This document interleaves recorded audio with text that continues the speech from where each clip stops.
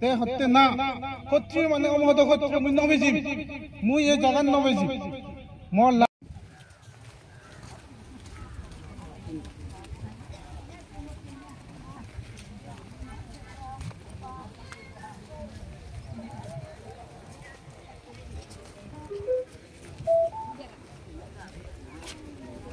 ইনিও যে সিনমাজারা থেবাইতে সম্রাট অশোকে বানিয়ে দেয়া যে ইনি আমার যাতে বুদ্ধিষ্টনে এজন সিনমাজারা থাই সম্রাট অশোক আমলত বানিয়ে দে ইনি যে ইনি ইনি ইনি ইনি হলো যে হিয়ঙাই মন্দির দে বিক্ষু সংঘাত হিদা ইনি হিয়ঙানি দে এতিয়া বলে তো না ওই কনস্টিটিউট টাইপের যে বুদ্ধ পরিনির্বাণ জানার 250 বছর পরে সুন্দরী ইনি বেকানিক পিও মন্দির আলাদা মেন টেম্পল হলো আমার ওই ইউবু সিবি ওই ইউবু পজিয়ার নেব সিবি আমার যেতবন বুদ্ধ বিহার জেত কুমারে জেন পানি দি সেন যেতবন বুদ্ধ বিহার সিবি আলাদা সেন মাদারা এই বুদ্ধ আমলের দশকের নেপাল নয় স্লোগান মহাজনপদ এলো স্লোগানের মধ্যে ইয়ে দেখান শ্রাবতী সে দেখান মহাজনপদ সবকে আমার বিশেষ করে 3 রাজা হতা আমি খবর পেয়ে দিয়ে যে যেমন আবাগুনের হলে কুশিনারা যে মল্লগুণর আমার সাক্ষ্য গুণর হলে যে কপিলা বস্তু এলো আমার সাক্ষ্য গুণর কপিলা বস্তু আর ফাবাগুণর হলে যে কুশিনারা আর হলে যে লিচ্ছবি গুণর হলে বৈশালী বর্তমানে লিচ্ছবি গুণিক কোনো আমি অরুণাচলত লিচু না মিচ্ছি করি টাইটেল নয় গে সিগুন করি না আমি দাবি করি আমার ইতিহাস হতে বিযোগে হতে দে সাক্ষ্য জাত আমি না নহলে সাংমাগুন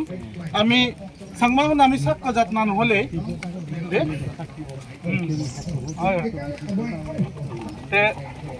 আমি এই জায়গান যদি ইয়েন আমার যেতমান বুদ্ধ বিহার আমি এই জায়গানত বুদ্ধর 9 গুণ বর্ণনা করি আমি 3 চক্কর দিব প্রথম মাদালঙ্গনে ইয়ত শ্রদ্ধা করিব আমি এই জায়গানত পুণ্য হয় মহাপুণ্য হয় পুণ্যতুন পুণ্য উৎপত্তি হয় ব্যাকুনে মানে যে বুঝন তারা মাদালঙ্গে এই বর্ণনা করতেন সেন্টেলানি ইয়ত আমার সিন্ধি হতে পারিব সেন্টেলানি সিন্ধি থাও সুর করে সিন্ধি থাও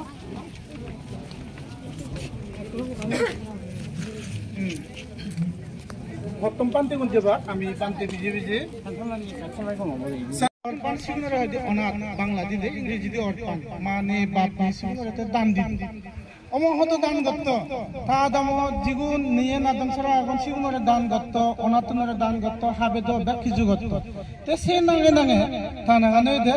অনাথ পিন্দি থানাগান আলাদা সুদত আজলে সুদত তলে থানাগান সত্যনে দে অনাথ পিন্দি তাইলে অনাথ পিন্দি একদিন তে হিয়েল এই বুদ্ধ সময়কালীন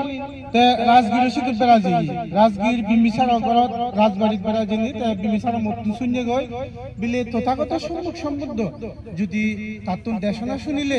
যে মার্গফল লাভ করি পারে এবং মুক্তির পত্তন পায় তে সিংরিঙ্গিতে সিধু জেনে রাজগীর সিধু জেনে বুদ্ধরে ফাঙ্গুরে নি ইদু আনি 14 নম্বর বর্ষাবাদ যকের বুদ্ধরে ফাঙ্গুরে আনিনি এই জায়গার ক্ষত্রিয় রাজবংশ যে জেত কুমার হিনি দেখি জেত কুমার হতে এই জায়গান মতন বেদ অনাথ পিন্দি হতে জেত কুমার মজা মরাই এটি এখান জায়গান বেঙ্গায় কথা মুই বলে বুদ্ধরে এখান হিয়ং বানে দিদু তে হতে না ক্ষত্রিয় মানে অমহত ক্ষত্রিয় মুই নবেজি মুই এই জায়গান নবেজি মর লাগিব এই জায়গান মুই নবেজি তে হিয় অনাথ পিন্দিকে মন দুবনি ফিরি গেল গই করা তারপরে দিন তাসি তো খবর ইচ্ছে দে অনাথ পিন্দি গছিদু ও জেত কুমারের জাগান বে জীব দে বিলে হুজি ওইতে হন্না অনাথ পিন্দি কে হুজি সুদত্ত হুজি ওইনে হিঙ্গি বে জীব বিলে জাগানো জেত কো সোনার মোর বিজি দি পারে হে মুই সত্যমান জায়গা বিজিমি জেতম বিজি দি পারে সত্যমান কি দে তেমনে গচ্ছি দে কি হয়দি অনাথ পিন্দি গতন আদক সম্পত্তি নেই দান নগরিব ঠেলে ইও তো ব্যাপারী এলো ঠেলে ইও তো দান নগরিব মনে হচ্ছে তে সেই কাজিত তুল্য কথা হই দে এই গচ্ছি যে বিজেপি সোনার মর্জি দে পরে দি হইতে না বিজে নদী যা বাগিয়ান মুইও তাতে কান ধর্ম উৎপত্তি হলো বাগিয়ান মুইও তথাগত সম্মুখ বুদ্ধ নাঙে এখান হিয়ং তুলি দিন যেন যেতবন বুদ্ধ বিহার ইদু যেতবন বুদ্ধ বিহার আমি ঘুরিব সদ ঘুরিনে হিয়া দিয়া ওই বুদ্ধর 9 গুণ বর্ণনা করি করি সনত ঘুরিব হিয়মানত দে যেতমন বুদ্ধ বিহারত আমি ঘুরিব এরপরে দেখি হলো যকে সে যেতমন বিহারত হুজুর আইতে আইতে আইতে আইতে আইতে আইতে বে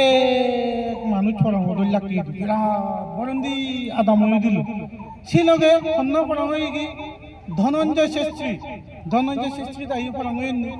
ওই বিশাখা বাপ্পু দাগে হ্যাঁ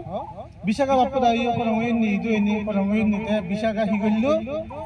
একদিন এই যে আমার কঠিন শিবর নতুন উৎপত্তি হই এই জায়গা নষ্ট একদিন তথাগত সম্মুখ সম্বুদ্ধ যখন এই অবস্থান কাল তার সাথে সার হচ্ছেন তার শিষ্যত্ব গ্রহণ করছেন দেখে তার শিষ্যগুণে যকে বিশাখা নিমন্ত্রণ করছে তার সাথে সিয়ং হেবার লই দেখি লাংদা বাংদা গাদন ইয়ে করতেন দেবাবু যদিনে গাদন শিবর নেই তেতে তোতা মুই একটা শর্টে হয়ে যা করতে তথাগত সম্মুখ সম্বুদ্ধ অনুমতি মাকে দে মুই তোমারে শিবর দান করি সে হইতে ইদুই আরম্ভ হয়ে দেয় কঠিন শিবর দানান আমার ইত্তন করি আরম্ভ হই বিশাখা অমহত্য কি এলো দে অমহত করে সিল ফালে তো তার সিলর গুণে হি যেতে 120 বছর বাচ্চা তে বড় মাগে দেখি তাই শেস্ত্রী ঘরত বোঝে তো তে হন শেস্ত্রী ঘরত বোঝি মিগার শেস্ত্রী ঘরত বোঝে আসর কোনা হলো মিগার শেস্ত্রী বিশাখা 120 বছর বাচ্চা সিলর গুণ সিলর তে বর্তমান আমার পূজনীয় ভিক্ষু সংঘ উনিছি দে আজি বছর 90 বছর হলে থনক তাজা থানে সিলর গুণে থানে আমিও যদি বিশাখাত আর আমার পূজনীয় ভিক্ষু সংগঠন শিখি পারিব আমিও সিল ফালে হিয় থনক তাজা তে পারে এবং আমার দীর্ঘ আয়ু হয় বিশাখা সিল ফালাই নিতে তার আয়ুগান হদগই হরবনি 120 বছর 120 বছরে কুড়িফর মাইতে বুঝিনি কুড়িফর মাই 120 বছর সামানিয় সিধে নয় কি হয় যে একখান সুলো নভাগে বিশাখা তার সাথে তার সিলর গুণ সিলর টেট এরপরে আইতে আইতে তো বুদ্ধর তো এলো হন্না আনন্দ প্রিয় শিষ্য আনন্দ যাদের লিয়ে আনন্দ ইচ্ছে বুদ্ধ লগাতে আনন্দ বিভিন্ন ধর্ম দেশনা হদতে তার লগে একদিন ইয়ে গুণে হদন যে তার যে উপাসক উপাসিকা গুণে আনন্দের হদন আনন্দ তুই তো একদিন একটু যাবে গো তোরা গেলে গো বিলাপ প্রথম হানদন বুধু ফেব তাই আনন্দ হয়ে দে সিধে নবচ্চু উপাসক উপাসিকা মুই এখান চিহ্ন দি যেম তোমার এই মুই খুব বদ কাজ লাগেছে এই বদ গাছ যদি তুমি সদে হয় মরে দেখে পারা হবো এসি বেড়া হয় আনন্দ বৃক্ষ কোন দিয়া দিলে আনন্দ বৃক্ষ সেন নম্বর বৃক্ষ চলতে 74 নম্বর আনন্দ বৃক্ষ আগেই